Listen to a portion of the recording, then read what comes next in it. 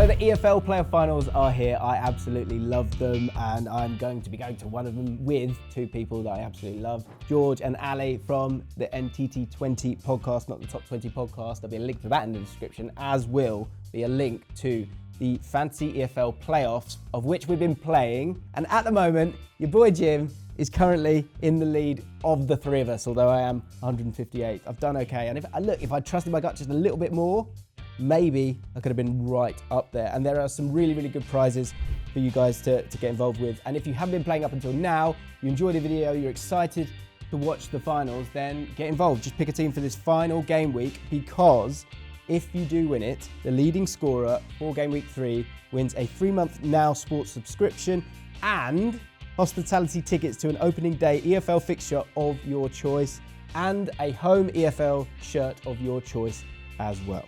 And for the final, Ali, there's a bit of a twist, isn't there, in terms of how you pick your team? You can have 4 players from one team in your team, only 4 players max from one club, and you have to pick the winner of each of the finals as well for some extra points too. Yeah, so if you're going to be enjoying the playoff finals over the weekend, it just makes it that little bit more fun. So do get involved, prizes to be won as well. And we're going to give you some clues now as we go along. So let's talk key battles for this Sheffield United-Sunderland game. What's your key battle? Kiefer Moore and Luke O'Nien, I think, is going to be a big one, because obviously you've got Dan Ballard is the big guy who's going to win all the aerial battles, who's their rock in the back for Sunderland. But if I'm Kiefer Moore, if I'm a 6'5" target man who's so strong in his aerial duels, who can really bully defences, and as we saw with the Dickey sending off in the first leg of the semi, is a really clever player as well in the way that he uses his body. He's not just a battering ram.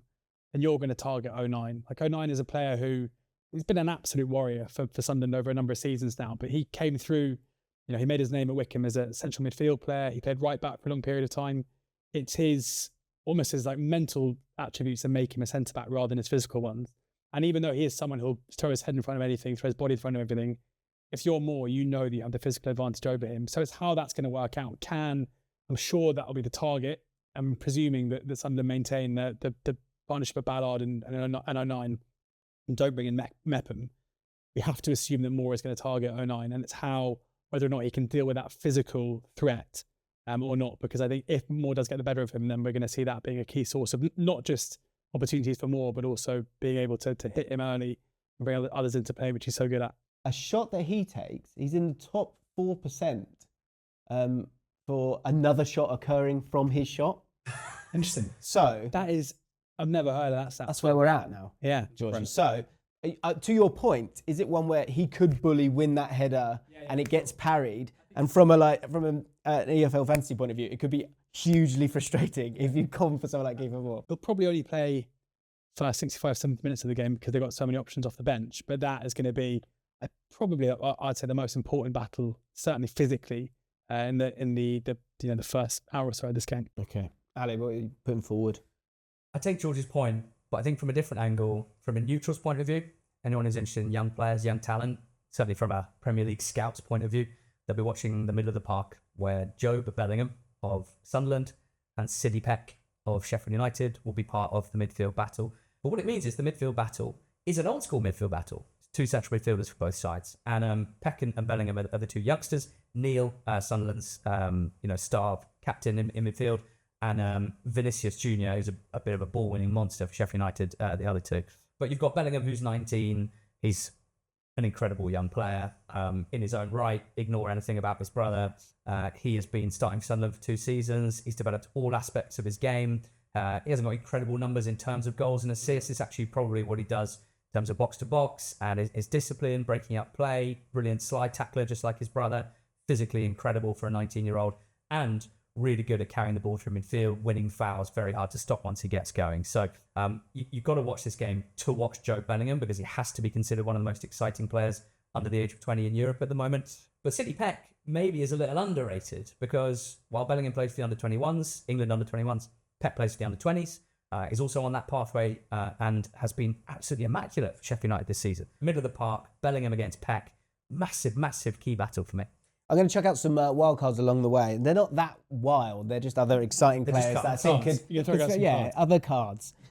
First card, Gustavo Harmer, one of the League creators. The big thing for me with him is I think in big games he shows up.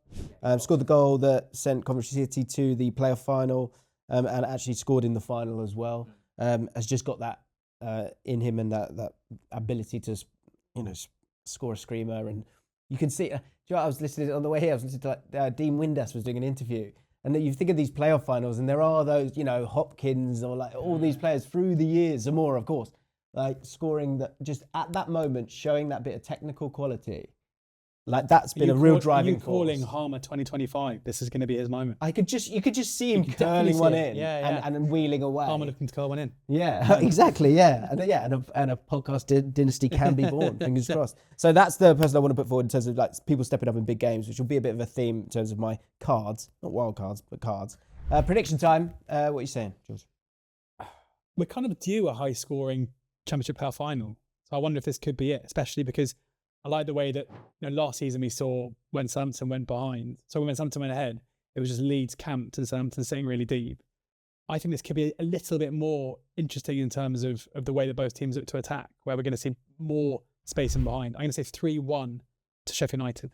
I don't think this is the dream matchup tactically for Sheffield United. I think Sunderland could cause them some problems. Sunderland's defence will have to step up like they did for 120 minutes, or rather 180 minutes plus extras against Coventry. But they look in fine fettle, Ballard 09 in particular, Human circling a really good defensive fullback. So I'm going to back Sunderland to stay firm. And I think on the break, my ender up against Jack Robinson, that is one of the speediest attackers in the league against a guy that creaks a little bit at the back, defending transition. So I think Sunderland might do this. I'll go narrow. I'll go 2-1. Impossible to call really, but I feel pretty good about that. My prediction, I'm going to go, and people don't want to hear it because my predictions are always wrong. I feel like it's Sheffield United's turn. I think it'll be 2-0. I think 1-0, tense, Sunderland going for it, and then Gustavo maybe. Both teams in threat on the break. It's going to be a fascinating cat and mouse. Right, let's move on to League One, and we've got Charlton Athletic against Leyton Orient. I think for most League One fans or people keeping an eye on it, they wouldn't have thought that these would be the two, maybe. Certainly halfway through the season. They've gone on a real run, the pair of them. And talking about managers with a bit of personality, we've definitely got two here. Do you think that if there's going to be fireworks, I mean, Chris Wilder can bring that, I'm sure. But I don't think Reggie's really coming with that same energy. But Richie Wellens and Nathan Jones, there's two big personalities there. Like, do you think there could be fireworks on the side? Yeah, 100%. Both of these guys are big characters. Both of them are incredibly headstrong. They both care quite a lot. Both of them care a lot. This from... In different styles, though, actually. Yeah, different styles. I mean, outwardly. Wellens is abrasive, rubs people up the wrong way, but absolutely works for him in terms of being a manager in that sense. Jones is just... He's like a preacher, isn't he? And we saw a very visible show of his faith towards the end of the second leg, while the game was still going on before the full-time whistle had even been blown. These are massive characters. The only thing that might save handbags fireworks is that Wellens likes to watch the game from a tactical vantage point. Until he doesn't. What was it, the first leg? Was it about 20 minutes and he was gone? Then he runs down and starts shouting at his players. So yeah, in the dugout before you get onto the pitch could be huge. What's up for grabs is the formations here between the two teams, because they might have something similar in terms of a back three. Leyton Orient can't seem to make their mind up at the moment. What do you think that he's going to go with? Yeah, it's interesting this, because they ended the season really well with a string of wins, but Jack Curry, who's been their left back for most of the season on loan from Oxford, he is a more genuine left back, and he got injured towards the end of the season. They switched to a back three, played Randall Williams wearing number 9, a left wing back. Horrible. Why is he wearing number 9 anyway? Kicked out of the league, that's what should happen. And he came in and it was seamless, and they maintained their really good form. And then he started the first leg at left wing back. They brought Curry back in for the first hour or so. And the second leg went back to a back four. So they seem to be able to switch between the two without it really impacting their performances. My assumption is here, because of what's at stake and the big occasion, they'll revert back to the back four that we've been used to with Curry coming in at left back, especially because, as we'll get on to in a second, spoiler alert, Charlton's right winger is quite lively. So let's talk about the key battles of the game. You alluded to it a little bit earlier than George. Do you want to give us yours? Yeah, so basically watching Charlton this season, as Ali says, they are a team that kind of... The rock and the reason why they've been successful is because they're so good defensively, and they are really direct from the back. They're good from set pieces.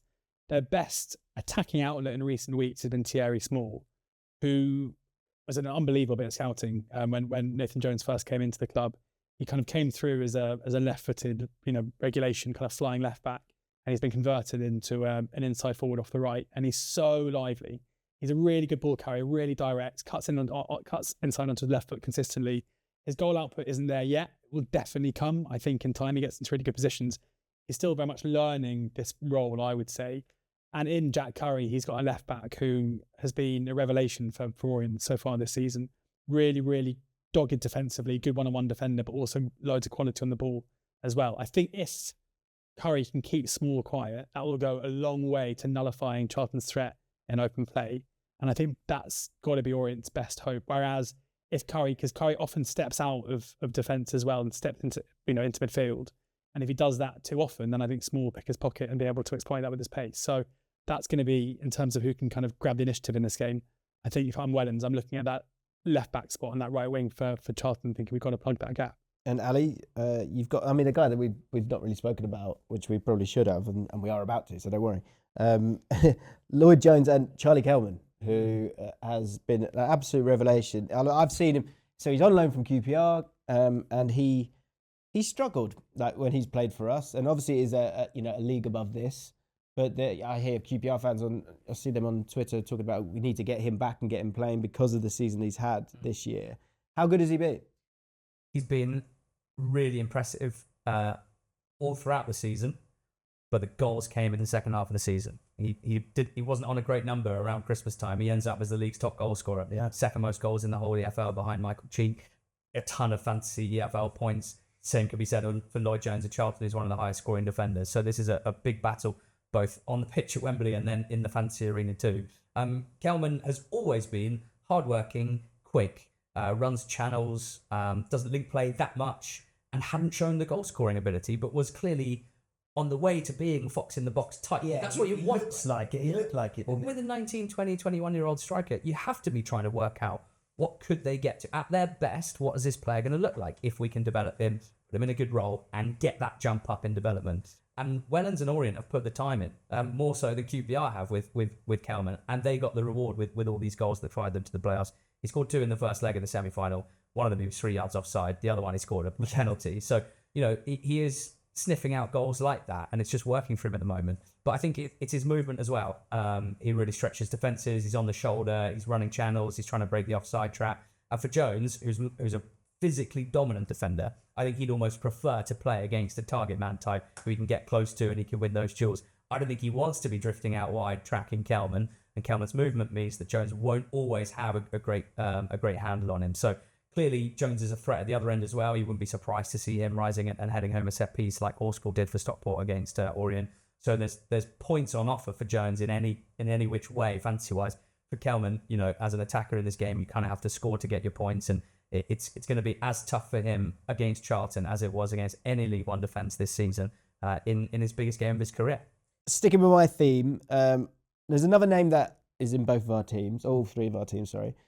Jamie Donnelly, I wanted to talk about just because 8 goals, 10 assists, and in terms of finding Charlie Kelman, that will be kind of maybe on Donnelly, and I think with the team that is going to be pressed a lot, there's going to be a lot of running red bodies coming your way. Yeah. Donnelly's got that quality to see the pass, play the pass, and has done brilliantly this season. Someone take a moment, create a chance, or score a belter as well. I think Donnelly is definitely someone to keep an eye on. Predictions for this one? I feel weirdly good about Orient here. So do I. They have to be at their absolute best at the back, and that is a bit of a concern, whether their backline can cope with the pressure that Charlton put on them. But when it's Galbraith at the back, he's such a quality player, and he's finding Donnelly such a quality player in midfield. And then you've got Kelman, Ajay, Co at the top of the pitch. I really think, even though Charlton have an amazing defensive record, there's something about this Orient team who seem to be able to handle playing against different type of styles. And I can't explain it. Some of this is just gut instinct, but I've got a feeling about Orient. So I'll say 1-0 to Leyton Orient. Okay. Before you go, I've got a gut feeling the other way. And on the app, I kept swapping between the 2 of them. but I've settled on Charlton. I've gone with the gut, which I think you must do, especially in something like this. And I think there will be that bittiness and that break in play, and I think one man will provide the answer. We'll find out who's got better gut health between you two now. Well, certainly by the end of that playoff final on Saturday, of which we're all going to be at, the gut health won't be great. So I'm going to go the other way around. 1-0 to Charlton. Well, that's good because we're 1-1. Okay, so someone's right. I think, sort of. yeah, one of us will be right. I could see, because game state's so important in these games, like whoever scores early is going to come under pressure. And I think both have the attacking threat to hurt the other one, probably without trying to do too much more. So 1-1, and I'm going to say Orient on pens, because their penalties were like so good against Stockport. It felt like, sometimes you watch penalty shootouts and you can just tell that one team have like really worked on them, are really well, especially even in the case where like some of the takers, I was like, wow, I'm surprised like this. And then they'd obviously done the work and put the hard yards in. Kelman didn't even step up in their first four.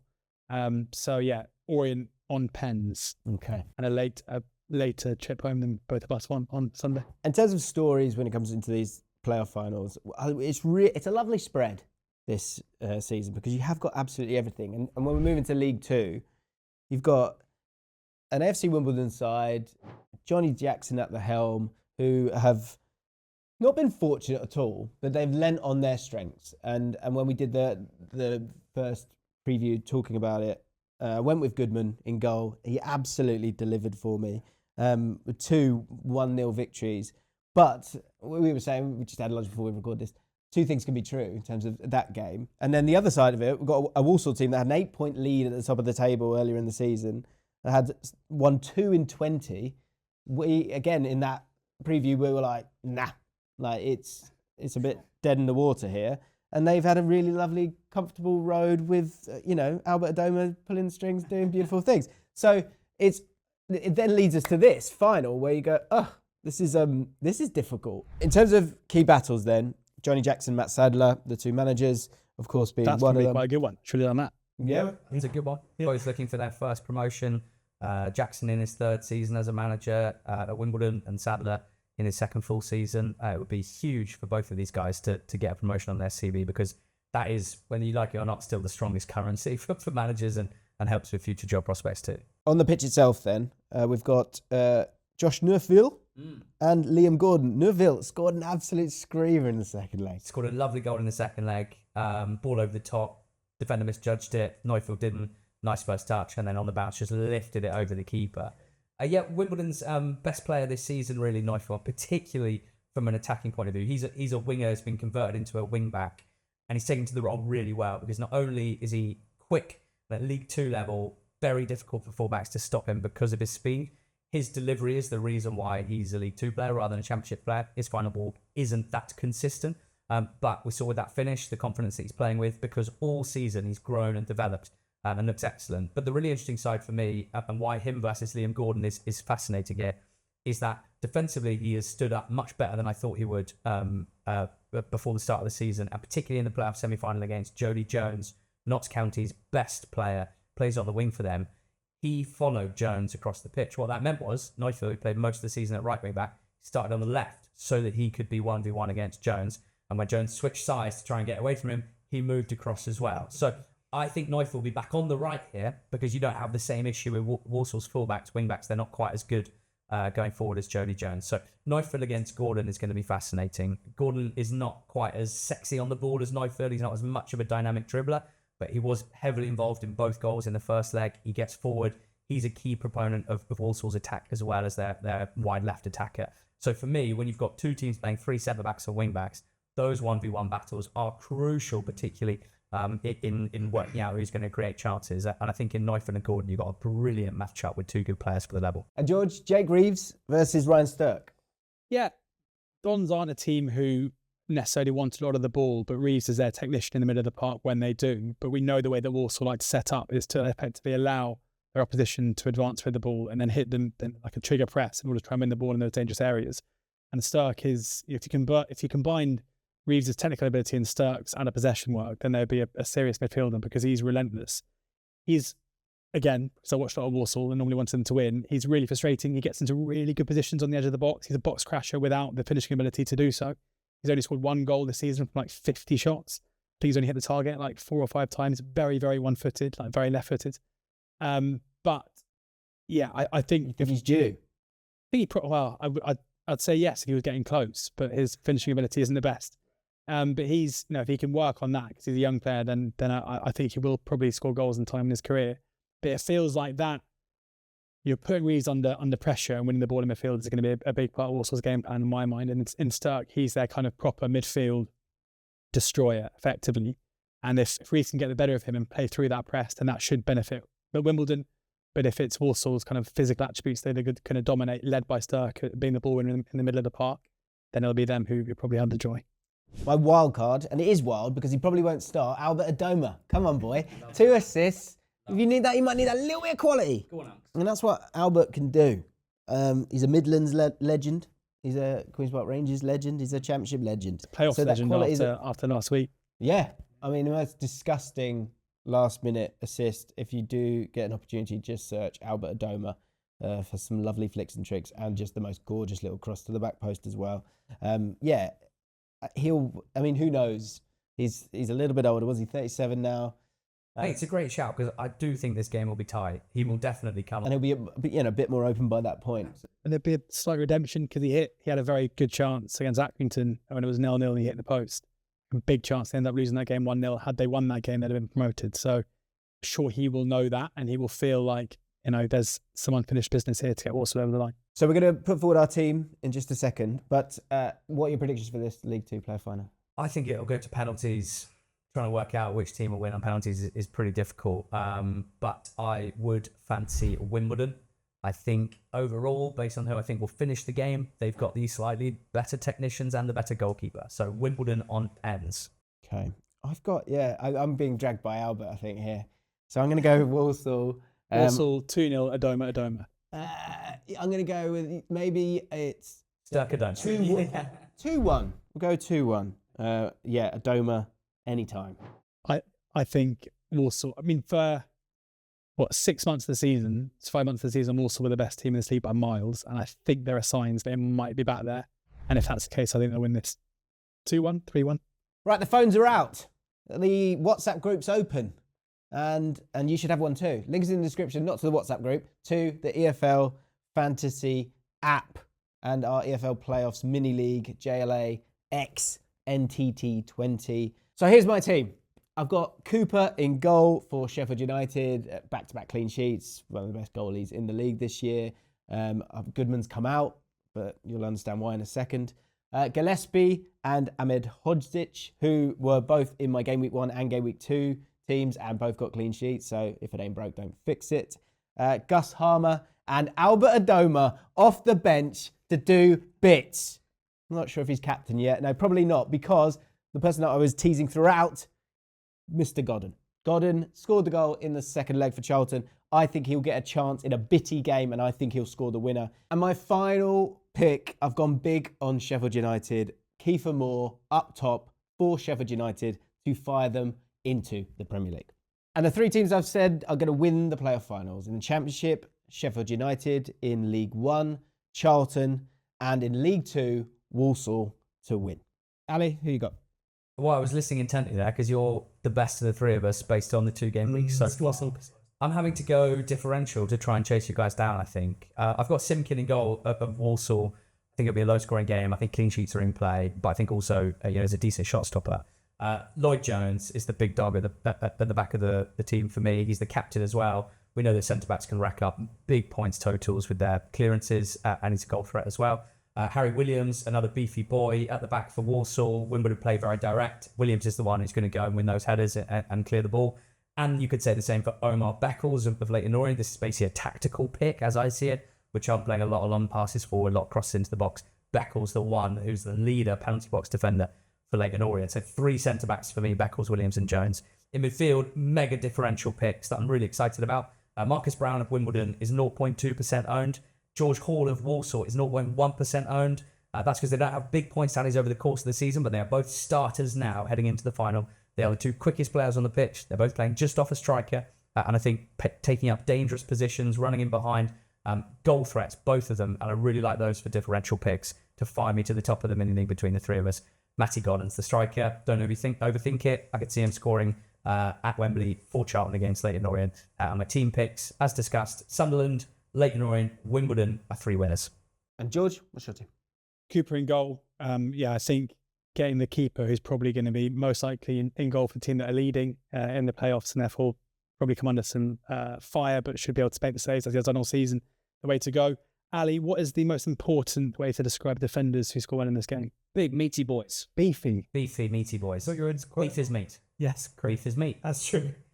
Lloyd Jones, I agree with you. He's one that I've got. Scored loads of points in both semis. My captain is David Akagbu of Walsall.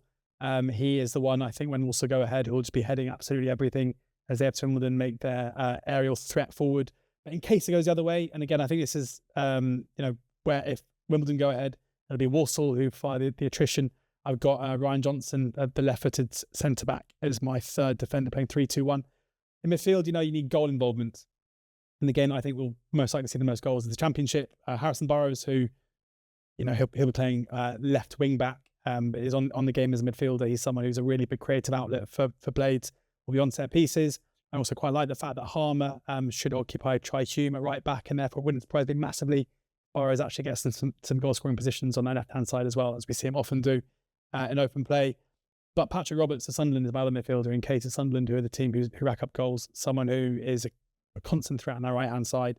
And gets a lot of points for interceptions, I see as well. So with the points for 2. Then up front, I've got Jamel Matt of Walsall, in case I am right, and they are back. Then, and they're the team that I believe could have their day in the sun. Then Matt, who hasn't scored for a while, could be the beneficiary of that. And then my 3 teams, as mentioned on the show, Sheffield United in the Championship, Leyton Orient in League 1, and Walsall in League 2.